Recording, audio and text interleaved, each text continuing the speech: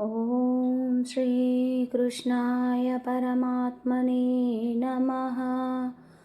अथ श्रीमद्भगवद्गीता अथ तृतीयोऽध्यायः कर्मयोगः। अर्जुन उवाच ज्ञायसि चेत् कर्मणस्ते मता बुद्धिर्जनार्दन तत्किं कर्मणि घोरे मां नियोजयसि केशव। व्यामिश्रेणेव वाक्येन बुद्धिं मोहयसीव मे तदेकौ वद निश्चित्य येन श्रेयोऽहमाप्नुयाम्।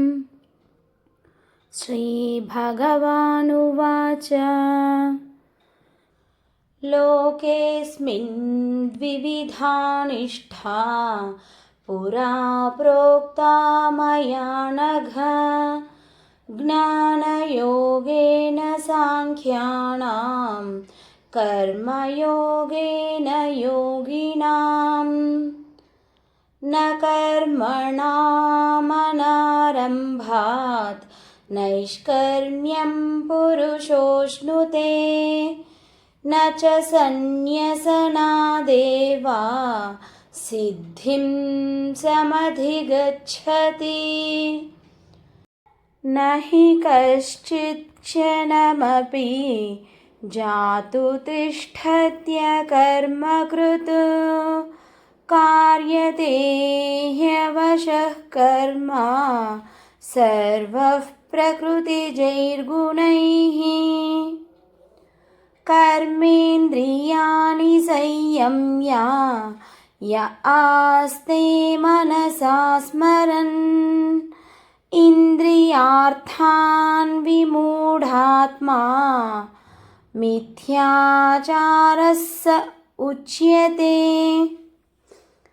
यस्त्विन्द्रियाणि मनसा नियम्यारभतेऽर्जुन कर्मेन्द्रियैः कर्मयोगम् असक्तः स विशिष्यते। नियतं कुरु कर्म त्वं कर्म ज्यायो ह्यकर्मणः शरीरयात्रापि च ते न प्रसिद्धेद कर्मणः। यज्ञार्थात् कर्मणोऽन्यत्र लोकोऽयं कर्मबन्धनः तदर्थं कर्म कौन्तेय मुक्तसङ्गः समाचर।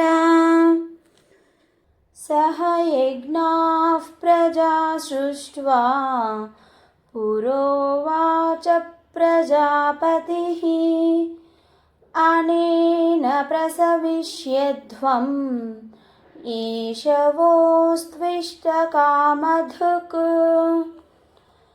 देवान् भावयतानेन ते देवा भावयन्तु वः परस्परं भावयन्तः श्रेयः परमवाप्स्यथ। इष्टान् भोगान् हि वो देवाः दास्यन्ते यज्ञभाविताः तैर्दत्तान् प्रदायैभ्यः यो भुङ्क्तेस्तेन एव सः। यज्ञशिष्टाशिनः सन्तः मुच्यन्ते सर्वकिल्बिषैः भुञ्जते ते त्वघं पापाः ये पचन्त्यात्मकारणात्। अन्नाद्भवन्ति भूतानि पर्जन्यादन्नसम्भवः यज्ञाद्भवति पर्जन्यः यज्ञः कर्मसमुद्भवः कर्म ब्रह्मोद्भवं विद्धि ब्रह्माक्षरसमुद्भवम् तस्मात् सर्वगतं ब्रह्म नित्यै यज्ञे प्रतिष्ठितम् एवं प्रवर्तितं चक्रन् नानुवर्तयतीह यः अघायुरिन्द्रिया रामः मोघं पार्थ स जीवति यस्त्वात्मरतिरेव स्यात् आत्मतृप्तश्च मानवः आत्मन्येव च सन्तुष्टः तस्य कार्यं न विद्यते नैव तस्य कृतेनार्थः नाकृतेनेह कश्चन न चास्य सर्वभूतेषु कश्चिदर्थव्यपाश्रयः तस्मादसक्तः सततं कार्यं कर्म समाचर असक्तो ह्याचरन् कर्म परमाप्नोति पूरुषः कर्मणैव हि संसिद्धिम् आस्थिता जनकादयः लोकसङ्ग्रहमेवापि सम्पश्यन् कर्तुमर्हसि यद्यदाचरति श्रेष्ठः तत्तदेवेतरो जनः स यत्प्रमाणं कुरुते लोकस्तदनुवर्तते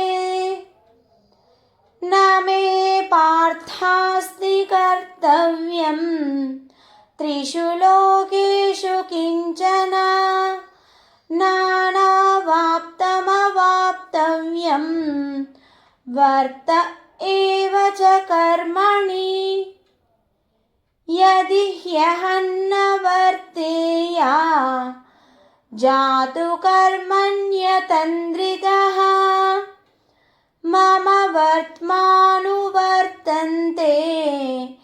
मनुष्याः पार्थ सर्वशः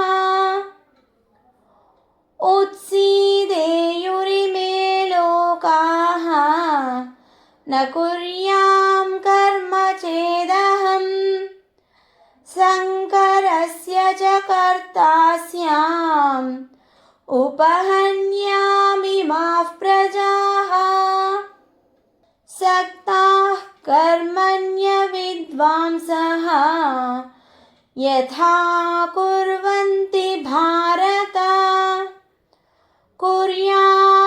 कुर्याद्विद्वांस्तथा सक्तः चिकीर्षुर्लोकसङ्ग्रहम् न बुद्धिभेदं जनयेत् अज्ञानां कर्मसङ्गिनां जोषयेत् सर्वकर्माणि विद्वान् युक्तः समाचरन् प्रकृतेः क्रियमाणानि गुणैः कर्माणि सर्वशः अहङ्कारविमूढात्मा कर्ताहमिति मन्यते तत्त्ववित्तु महाबाहो गुणकर्मविभागयोः गुणागुणेषु वर्तन्ते इति मत्वा न सज्जते प्रकृतेर्गुणसम्मूढाः सज्जन्ते गुणकर्मसु तान् कृत्स्नविदो मन्दान् कृत्स्नविन्न विचालयेत् मयि सर्वाणि कर्माणि सन्न्यस्याध्यात्मचेतसा निराशीर्निर्ममो भूत्वा युध्यस्व विगतज्वरः। ये मे मतमिदं नित्यम् अनुतिष्ठन्ति मानवाः श्रद्धावन्तो न सूयन्तः मुच्यन्ते तेऽपि कर्मभिः। एत्वेतदभ्यसूयन्तः नानुतिष्ठन्ति मे मतम् सर्वज्ञानविमूढांस्तान् विद्धि नष्टान् चेतसः। सदृशं चेष्टते स्वस्याः प्रकृतेर्ज्ञानवानपि प्रकृतिं यान्ति भूतानि निग्रहः किं करिष्यति। इन्द्रियस्येन्द्रियस्यार्थे रागद्वेषौ व्यवस्थितौ तयोर्न वशमागच्छेत् तौ ह्यस्य परिपन्थिनौ। श्रेयान् स्वधर्मो विगुणः परधर्मात् स्वनुष्ठितात् स्वधर्मे निधनं श्रेयः परधर्मो भयावहः। अर्जुन उवाच अथ केन प्रयुक्तोऽयं पापं चरति पूरुषः अनिच्छन्नपि वार्ष्णेय बलादिव नियोजितः। श्रीभगवानुवाच काम एष क्रोध एषः रजोगुणसमुद्भवः महाशनो महापाप्मा विद्धेनमिह वैरिणम्। धूमेनाव्रियते वह्निः यथादर्शो मलेन च यथोल्बेनावृतो गर्भः तथा तेनेदमावृतम्। आवृतं ज्ञानमेतेन ज्ञानिनो नित्यवैरिणा कामरूपेण कौन्तेय दुष्पूरेण नलेन च। इन्द्रियाणि मनोबुद्धिः अस्याधिष्ठानमुच्यते एतैर्विमोहयत्येषः ज्ञानमावृत्य देहिनम्। तस्मात् त्वमिन्द्रियाण्यादौ नियम्य भरतर्षभ पाप्मानं प्रजहिह्येनं ज्ञानविज्ञाननाशनम्। इन्द्रियाणि पराण्याहुः इन्द्रियेभ्यः परं मनः मनसस्तु परा बुद्धिः यो बुद्धेः परतस्तु सः। एवं बुद्धेः परं बुद्ध्वा संस्तभ्यात्मानमात्मना जहि शत्रुं महाबाहो कामरूपं दुरासदम्। ॐ तत्सदिति श्रीमद्भगवद्गीतासु उपनिषत्सु ब्रह्मविद्यायां योगशास्त्रे श्रीकृष्णार्जुनसंवादे कर्मयोगो नाम तृतीयोऽध्यायः।